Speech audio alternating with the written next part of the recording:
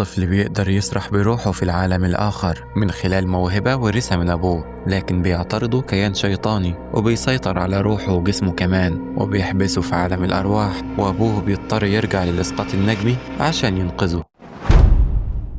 بتبدأ روايتنا مع رينيه لما بتحس بالقلق فبتقوم من النوم، وده لأنهم نقلوا البيت جديد وما بتبقاش لسه اتعودت على المكان. وقتها ابنها دالتون هو كمان بيصحى من النوم وبيقول لها إنه ما بيحبش أوضته الجديدة، فأمه بتفرجه على صور ليها وهي صغيرة، فبيسألها على صور أبوه وهو صغير، فبتقول له إن أبوه ملوش أي صور وهو صغير، ولأن رينيه بتشتغل مؤلفة موسيقية بتدور على الصندوق اللي فيه نوتاتها الموسيقية لكنها ما بتلاقيش ليها أي أثر. ولما بتطلع الأوضة اللي بيخزنوا فيها الحاجات القديمة بتلاقي الصندوق اللي فيها نوتاتها الموسيقية، مع إنها أول مرة تطلع فيها للأوضة دي. وفي نفس اليوم بالليل دالتون بيسمع صوت جاي من نفس الأوضة، فبيروح هناك وبيطلع على السلم عشان يفتح النور، فبيقع من على السلم وبيصرخ، فأبوه وأمه بيطلعوا علشان يطمنوا عليه، وساعتها بيلاقوا راسه اتصابت إصابة خفيفة. ولما أبوه بيتأكد إنه كويس بيشيله وبيوديه لأوضته. وتاني يوم الصبح أبوه بيصحيه عشان يروح المدرسة، لكنه بيتفاجئ إن ابنه ما بيصحاش، فهو ورينيه بياخدوه على المستشفى، وهناك الدكتور بيعملوا كل الفحوصات اللازمة،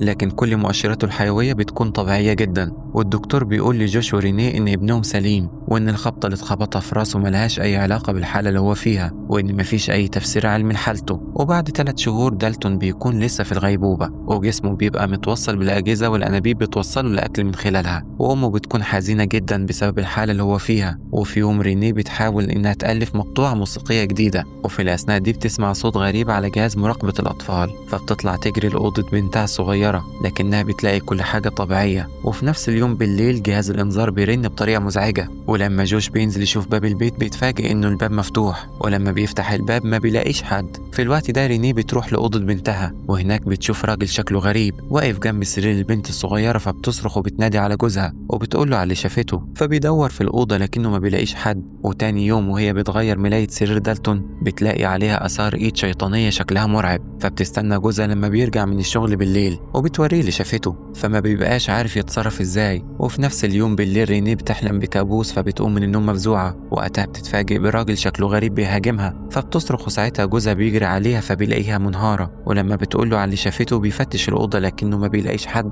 وبالرغم من كده رينيه بتكون مرعوبة جدا وبتقول له انهم لازم يسيبوا البيت ده فورا، فبيحاول يهديها وبيقول لها انه هيعمل لها اللي هي عايزاه، وفعلا بينقلوا البيت جديد. ولورين أم جوش بتساعد رينيه في ترتيب المطبخ. وتاني يوم رينيه بتتصدم لما بتشوف ولد صغير بيجري وبيلعب في البيت، وقتها بتعرف إن الأشباح هتطاردهم في أي مكان هيروحوا ليه. ولما جوش بيرجع للبيت بيلاقي قس، فبيتعصب على مراته وبيطرده، وساعتها بتحاول تقنعه إنها شافت شبح طفل في البيت لكنه ما بيصدقهاش. وهنا أمه بتحاول تقنعه إن اللي بيحصل مع مراته حقيقي، وبتعرفهم إنها جت النهاردة لأنها حلمت الليلة اللي فاتت إنها في بيتهم وكانت حاسة إن في حد بيراقبها. ولما دخلت لأوضة دالتون شافت شيطان واقف قريب من سريره، ولما سألته أنت مين قال لها أنا زائر، فسألته أنت عاوز إيه، فشاور لها على دالتون. وهنا رينيه بتشوف نفس الشيطان الأحمر المرعب ورا ابنها، فبتحس بالخوف وبتصرخ. وفي نفس اللحظة بيسمعوا أصوات جاية من أوضة دالتون، فكلهم بيجروا على هناك. ولما بيدخلوا الأوضة بيلاقوا دالتون مرمي على الأرض وكل اللي في الأوضة متكسر، وآثار إيد الشيطان الأحمر المرعبة بتكون على السرير. وهنا رينيه بتترجى جوزها إنه يساعد ابنهم، فلورين بتقول لهم إنها تعرف حد ممكن يساعدهم. وتاني يوم ستيفن وتاكر من فريق الروحانية إليز بيوصلوا عشان يفحصوا البيت ويتأكدوا من وجود الأشباح، وبيبدأوا يوصلوا الأجهزة بتاعتهم. وتاكر بيطلع الجهاز اللي بيقيس التغيرات في الأشعة الفوق البنفسجية وبيسيبهم وبيبدأ يشغل الجهاز، وساعتها بيتفاجئ بوجود شبحين قريب جدا منه، فبيترعب وبيقول لستيف اتصل بإليز فورا، فبينفذ اللي طلبوا منه. وأول ما إليز بتدخل البيت بتحس بطاقة الأشباح حواليها، وبعدها كلهم بيروحوا لأوضة دالتون، وإليز بتطلب من تاكر إنه يرسم الوصف اللي هتقوله عليه، وبتبص في ركن سقف الأوضة وبيبان عليها الخوف، وبتبتدي توصف الشيطان الأحمر اللي هي شايفاه، وتاكر بيرسمه. ولما رينيه بتشوف الرسمة بتخاف جدا. وبعد كده إليز بتقول لهم إن الغيبوبة اللي دالتون فيها ملهاش علاقة بالخبطة اللي هو اتخبطها في راسه، وبتقول لهم إنه عنده موهبة السفر النجمي، بمعنى إنه عنده القدرة إن روحه تخرج من جسمه على شكل طيف وتسافر لأماكن تانية، لكن لأنه كان فاكر إنه بيحلم سافر لمكان بعيد، ووصل لعالم محبوس جواه الأرواح معظمها أرواح شريرة نفسها ترجع مرة تانية لعالم البشر، وجسم دالتون اللي من غير روحه هو وسيلتهم في تحقيق الرغبة دي، عشان كده بيظهروا دايما حوالين جسمه.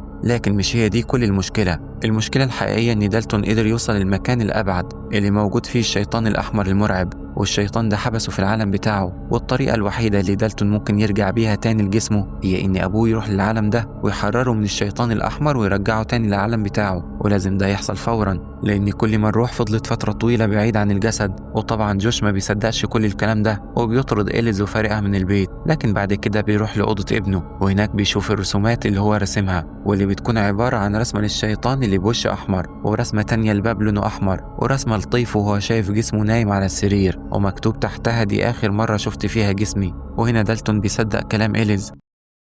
وفي نفس اليوم بالليل إليز وفريقها بيكونوا عندهم في البيت وبيبدأوا يحضروا لجلسة التواصل مع دالتون، وإليز بتقول لهم إن كل اللي هي هتسمعه تاكر هيكتبه، وبتلبس على راسها جهاز عشان تتواصل بيه مع تاكر. وبتبدأ الجلسة وتاكر بينادي على دالتون فبيرد عليه من خلال إليز وبيسألهم انتوا مين؟ فتاكر بيقول له أمك وأبوك، وبيطلب منه يمشي ورا صوته عشان يرجع لهم. وهنا دالتون بيقول إنه خايف وإنهم لو سمعوا صوتهم وهم بينادوا عليه هيأذوه، وبيطلب منهم إنهم يساعدوه. وفجأة بيلاقي دالتون واقف وسطهم وبيبتدي يضرب فيهم وبيقلب الترابيزة. وفي الأثناء دي ستيفن بيصور كل اللي بيحصل، وفي نفس الوقت بيظهر شبح شخص غريب في الأوضة وبيهاجم رينيه فبتفضل تصرخ وبتحاول تبعده عنها. ولما جوش بيهاجموا الشبح بيضربه بعنف. وفي نفس الوقت إليز بتحط إيدها على راس دالتون وبتكلم الشيطان وبتقول له اخرج من جسمه. وهنا دالتون بيقع على الأرض وكل حاجة بترجع لطبيعتها، وستيفن بيوري لتاكر الصور اللي بيكون واضح فيها إن الشيطان الأحمر هو اللي بيسيطر على جسم دالتون وهو اللي كان بيهاجمهم. وفي الأثناء دي لورين بتوصل وإليز بتطلب منها تحكي لجوش عن ماضيه، فأمه بتقوله إن دالتون ورث موهبة السفر النجمي منه وإنه كان زيه وهو عنده 8 سنين، وكان بيقول لها إنه بيشوف ست عجوزة في أوضته بالليل، لكنها ما صدقتهوش لحد ما هي شافتها بنفسها وبتوري له صور ليه وهو صغير، وفي كل الصور بيظهر وراها شبح لست عجوزة وبتعرفهم إنها استعانت بإليز عشان تساعدهم. وهنا إليز بتقول لجوش إن الست العجوزة دي كائن طفيلي صاحب الطيف واستدراجته لأبعد مكان في عالم الأرواح زي ما حصل مع دالتون، لكنها ساعدته وقدر يرجع تاني لجسمه. ومن بعدها شبح الست العجوزة بقى يطارده في الصور وبتقوله إنها نصحت أمه بإنها ما تصورهوش تاني وينسوا الموضوع ما يتكلموش فيه، وبتعرفه إن مفيش حد غيره يقدر ينقذ ابنه وإنه لازم ينقذه في أسرع وقت قبل ما طيفه يتوه للأبد وما يقدرش يرجع لجسمه مرة تاني. وبعدها جوش بيستعد عشان ينتقل لعالم الأرواح، وإليز بتقوله حاول هناك ما تتكلمش وخد حذرك كويس لأن الأرواح اللي هناك لو عرفت إنك مش من العالم بتاعهم هيتنقلوا لعالمنا وهيحاولوا يسيطروا على جسمك. وبتخليه يغمض عينيه وبتنومه تنويم مغناطيسي، ولما روحه بتخرج من جسمه إليز بتقوله امشي دايما ورا صوتي عشان تقدر ترجع تاني لجسمك. وبعدها بتختفي، وقتها بيلاقي نفسه رايح ناحية الباب فبيخرج منه، وساعتها بيتنقل لعالم الأرواح وبيبتدي يشوفهم حواليه في كل مكان، فبيحاول إنه ما يعملش أي صوت وبيتنقل من مكان للتاني لحد ما بيشوف الباب الأحمر اللي ابنه كان رسمه فبيروح ناحيته، وهناك بيتفاجئ بنفس الشبح اللي هاجمه هو ومراته في جلسة الاستحضار، وساعتها الشبح بيهاجمه بعنف فجسمه بيبتدي يتشنج. ووقتها إليز بتقول له أنت الأقوى في عالم الأطياف استخدم قوتك، فبيسمع كلامها وبيضرب الشبح فضربته بتكون قوية جدا والشبح بيبعد عنه. وقتها بيفتح الباب الأحمر فبيلاقي قصاده نفس التفاصيل اللي ابنه كان رسمها، وبعدها بيسمع صوته وهو بيعيط فبيمشي ورا مصدر الصوت لحد ما بيوصل له، وأول ما ابنه بيشوفه بيقول له خرجني من هنا. في الأثناء دي الشيطان الأحمر بيشوفهم فجوش بيفك السلسلة الحديد اللي الشيطان مكتف دالتون بيها، وهنا الشيطان الأحمر بيهاجم جوش لكنه بيقدر يهرب ويشيل ابنه وبيجري بيه، فالأرواح بتحوطهم من كل مكان. وإليز بتحس باللي بيحصل فبتقول لرينيه نادي على جوش عشان يمشي ورا صوتك، فبتقرب منه وبتنادي عليه فبيمشي ورا صوتها لحد ما بيوصلوا لمكان شبه بيتهم. وهنا جوش بيكون تعب فبيقول لابنه اجري على اوضتك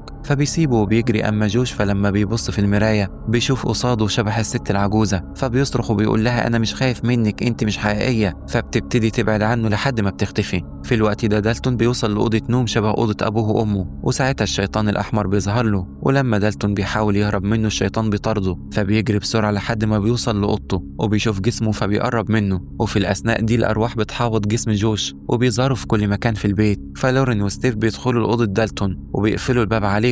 وقتها طفل دالتون بيرجع لجسمه فجدته بتروح له وبتحضنه، وفي اللحظة دي روح جوش بترجع لجسمه والأرواح كلها بتختفي، ولورين بتشيل دالتون وبتطلع بيه لأبوه وأمه اللي ما بيبقوش مصدقين إنهم شايفين ابنهم تاني وهو واقف على رجليه. المهم إن رينيه ولورين بيحضروا لدالتون العشاء وبيقعدوا جنبه وهو بياكل، وعلى الجهة التانية لما إليز بتشوف شكل إيد جوش فبتحس إن في حاجة غلط فبتصوره، ولما بتشوف الصور بتترعب، وهنا جوش بيهاجمها وبيتعصب عليها وبيلف إيده حوالين رقبتها وهو بيقول لها ليه عملت كده. فرينيه بتسمعه وبتمشي ورا مصدر الصوت لحد ما بتشوف إليز وهي ميتة، وساعتها بتتصدم، ولما بتشوف الصورة بتتصدم أكتر لأنها بتكون صورة روح الست العجوزة اللي كانت بتطارد جوزها في طفولته، وفجأة بتسمع جوزها بينادي عليها فبتترعب. وبكده وصلنا لنهاية روايتنا، فما تنساش تشترك وتفعل زر الجرس عشان يوصلك كل جديد.